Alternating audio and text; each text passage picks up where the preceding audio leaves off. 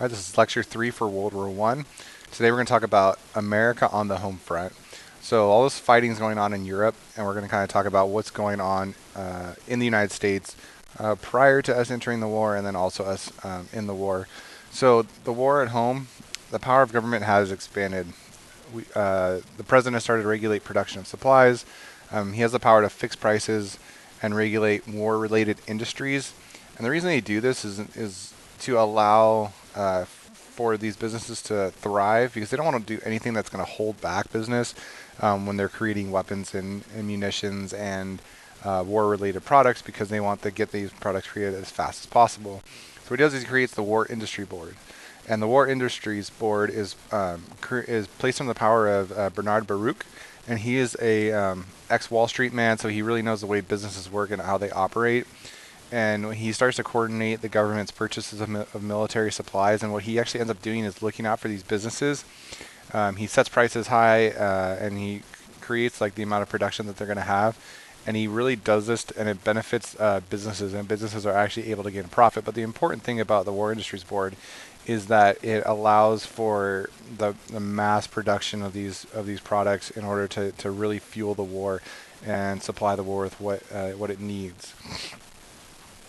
So the wartime economy, profits from large companies have skyrocketed, partially due to the War Industries Boards. The workers' wages increased, which is a good thing, but it didn't increase enough. So it wasn't really providing for these huge, robust economy where the workers have a lot of money to spend on other products. So it didn't really fuel the entire economy. The war economy was huge, but the rest of it wasn't as much. There's still a need for a lot of man hours. So you have increased working hours, you have children in labor again, and the speed of working, they need to increase that so they can produce as many goods as possible. There's increased unionization during this time, and there's a lot of strikes because the working conditions aren't what they should be. They're really pushing the workers harder than they want to be pushed. And we start to have the cry for work or fight. So if you're not going to work, you need to fight in order to try to keep these people in line. The next thing is the Food Administration. The Food Administration is a propaganda machine that really helps to produce and conserve food. So if you look at the political cartoon, or not the political, it's a propaganda poster on the left, you see it says "Save a loaf a week, help win the war." And the reason that what helped to win the war is it's going to feed the soldiers over the seas, and that's going to help because there's going to be more bread available to send overseas. So if we only use one loaf as opposed to 2 loaves, and everyone does that, you're looking at millions of loaves of bread that they can send overseas that we are not consuming. So they had a day a week like this, so you have like meatless Mondays, so you'd save a lot of meat on Mondays if no one ate meat. So imagine like no one in the whole country ate meat on Mondays, there's going to be a lot of extra meat going around. Same thing like sweetless, you don't have sugar, you don't have wheat. So every single day, so it'd be like sweetless Saturdays, wheatless Wednesdays, meatless Mondays, those things, these days would be able to save a lot of goods. So then you have victory gardens where you're planting your own vegetables in your own house, so that you don't have to buy them from the stores. And then with that being available in the stores, they can send it overseas. And this really helped to feed the Allies. So we were sending our food to help feed the Allies. So selling the war, we had to pay for the war. The war cost us $33.5 billion, which isn't that much today, but back then that was a ton of money. So the war was paid for by taxes on income and luxury goods. The income tax, the graduated income tax we talked about with the 16th Amendment is, it increased, and then the top earners were paying more and more of the money. Luxury goods like cigarettes, alcohol would be taxed. And then they also had Liberty bonds and victory bonds.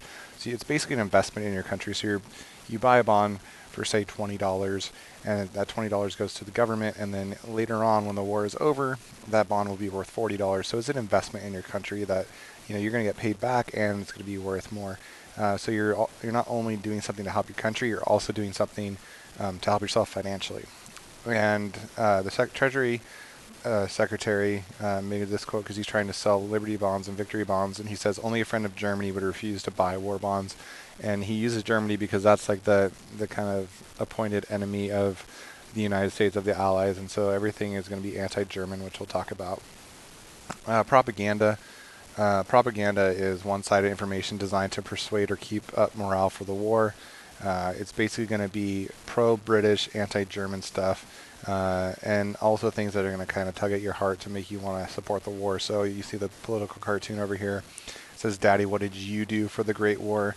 So you see this, like, nuclear family here with the daughter sitting on his lap, and he's has to, like, kind of tell his daughter what he did. So if he didn't do anything, and doing something could be like buying Liberty bonds and Victory bonds, but if you didn't do anything, then you're kind of like an embarrassment to your family and your daughter, and you want to make sure that you're a good man and a good example for your kids. George Creel headed up the organization, and he hired artists to paint the positive side of the war in cartoons, paintings, posters, and sculptures. So it was this huge campaign to try to sell the war as well. Civil rights began to take a huge play going on here because we have a lot of anti-immigrant hysteria. Being a country of immigrants and people are from all over the place, when we go to war with someone, it's kind of scary. The same thing happens, during 9/11 when there was a fear of Islamic immigrants.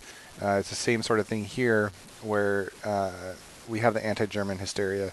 So German Americans become persecuted, even though they are Americans. We kind of assume that they would side with others. So anything German is denounced. So some really kind of my favorite things.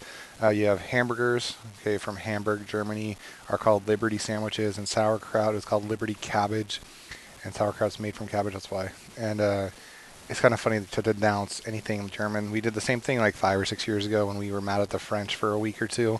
We called French fries freedom fries. So it's just kind of a cheesy way to kind of prove your points. We have the Espionage and Sedition Acts. It makes it illegal to say anything against the war effort.